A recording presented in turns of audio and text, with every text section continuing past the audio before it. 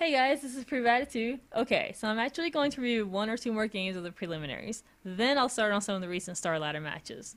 This game is DK vs EG, and since I'm an American, I have quite a soft spot for EG. Also because Demon and Boba used to play in our DotaCast tournaments that I hosted years ago, so I'm obligated to support them, and they're pretty cool guys.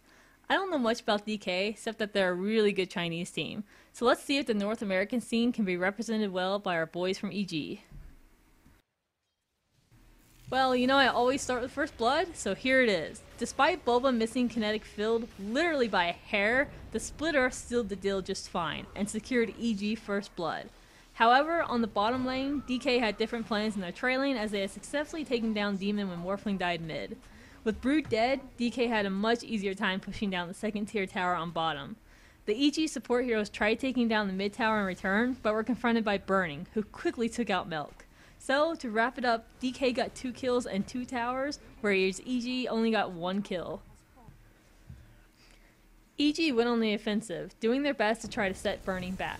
What they didn't know was that ROTK was playing bodyguard nearby and quickly came to the defense of Burning. Not only did he save Burning from an electrocuting death, he also helped chalk 2 more kills on the board for DK. So this is where it started looking fairly grim for EG. Super farmed up an extremely quick Blink Dagger at the 10-minute mark. That's pretty freaking fast. He immediately roamed mid and jumped on Bulba, who really didn't have a fighting chance. The plays by Super were executed perfectly. Pugna just trolled around the air until DK finished off Bulba, then easily picked him off too. With 2 of EG's fairly decent anti-pushers dead, DK pushed on and took out another first tier tower easily. Zippo saved his wards since they weren't needed for the first tower and used them instead on the second tower. DK continued their strategy of early pushes, and it really did pay off. With so much gold being spread evenly, all of DK's support heroes weren't stuck with just boots and consumables.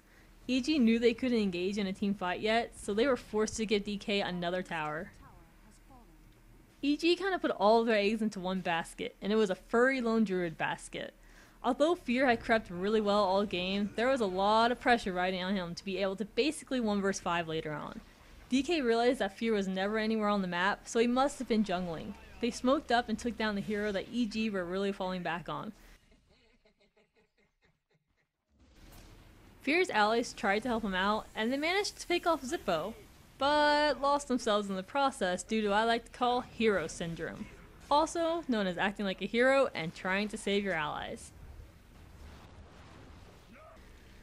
I don't know what the plan was here, but first of all, DK were really out of position for this fight, and EG took advantage of it. On top of that, Rubik was the only hero on DK that had his ult, so that was another huge disadvantage for DK during this engagement. It probably would have been better to let the tower fall and not fight until they at least had Brewmaster's ult available. This decision gave EG a small comeback as they completely team-wiped DK for the first time. Well, DK are pretty quick learners, no doubt about that. This fight they came in prepared with all of their ultimates. When EG saw Brewmaster's ult fire off, they were forced to flee immediately. It made for a very difficult escape though with so much mobility on DK. Even Rubik had a Blink Dagger. It looked like Fear and Universe were going to make it out, but a wild forest started sprouting in their path, and Universe bowed down to the powerful DK heroes. I honestly didn't even see Bulba down here, but he managed to pick off Zippo. He tried to get away, but Super was quick on his heels and took him down. In the meantime, the rest of DK were chasing Fear, who tried to take out Burning with his bear in his last moments. Burning pumped strength and got away just fine, while his allies took down the terrifying beast. As we can see, a lot of team fights happened near the end of the game. Once again, DK came prepared with most of their ultimates, and they felt very confident engaging when this was the scenario. Even just comparing supports to supports, DK's had so many more items than EG's. Fear has some really good items, but really it was just basically on par with most of DK's heroes, so even he couldn't do much in team fights against such odds. With their carry down, there wasn't much that EG could do to stop this push. DK were knocking on EG's doors, and Friendly Malk decided to answer the door. These aren't really the type of people you open your door to though, because they'll swoop in and take what's most valuable. And in this case, it were EG's Raxes.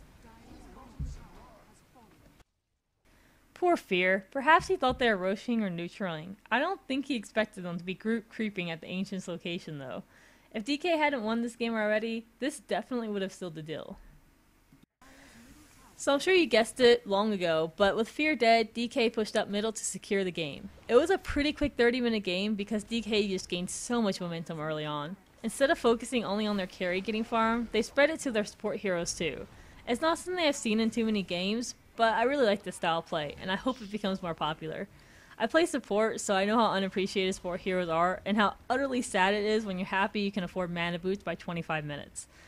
The only thing EG had to fall back on was Fear. Even as one of the best carry heroes in the game, it was impossible for a Silver to go against so much of an advantage. Wait, didn't we forget a favorite clip?